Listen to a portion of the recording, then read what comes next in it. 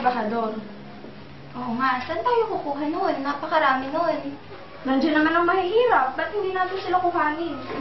Sige, pero kaya ba natin yun? Pero kailan ba kailangan yung mga trabahador na yun? Sa makalawa, para makapaghanap tayo ng maraming trabahador na kailangan natin. Sinong may alam na diyan na nangangailangan ng trabaho para siya na lang ang kunin natin?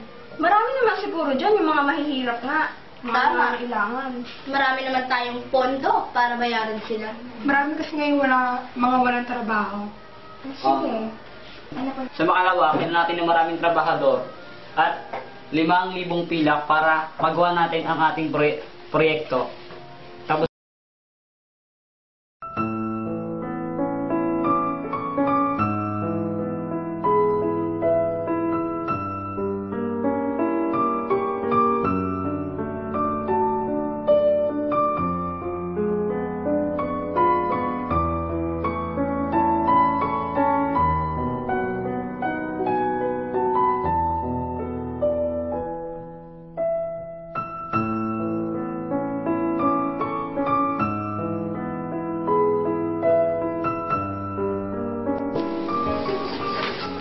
Magandang umaga.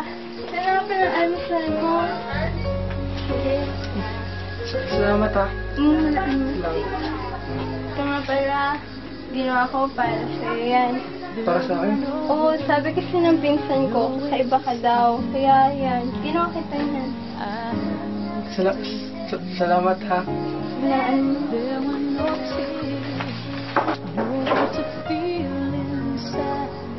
Ganda naman ito.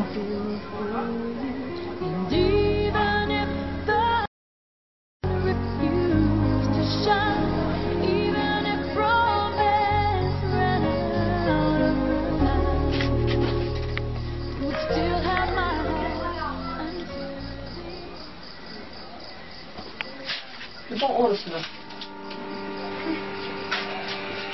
Wala pang katao-tao dito.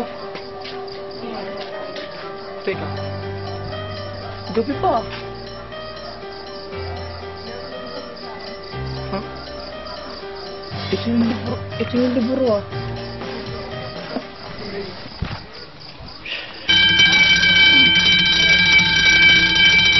Classmates, uwi na tayo! Dali! Uuwi na!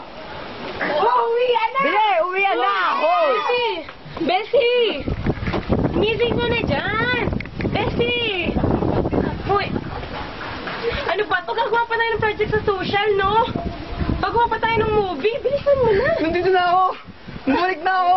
Ano ka ba? Nandiyan ka lang Best naman? friend! Bumalik na ako! Bumalik na ako! Ang weird mo! Bumalik ka na, siyempre dyan ka na natutulog ka lang, no? Ha? Talaga?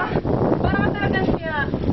Tara na! Naiyak na to si Juliet! Bakit? Tungkol sa medieval times yung movie natin. Baka kawawa naman si Juliet kanina. Marami akong alam dyan.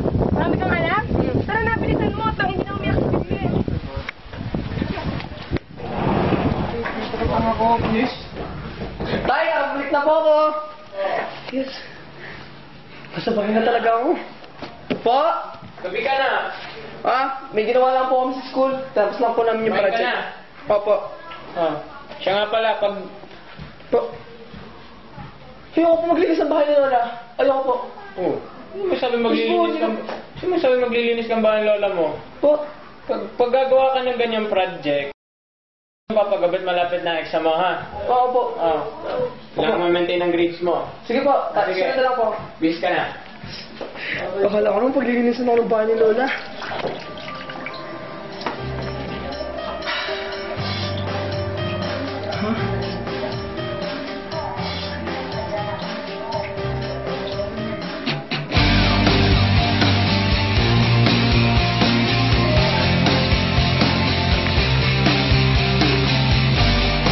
Alright, mabuk.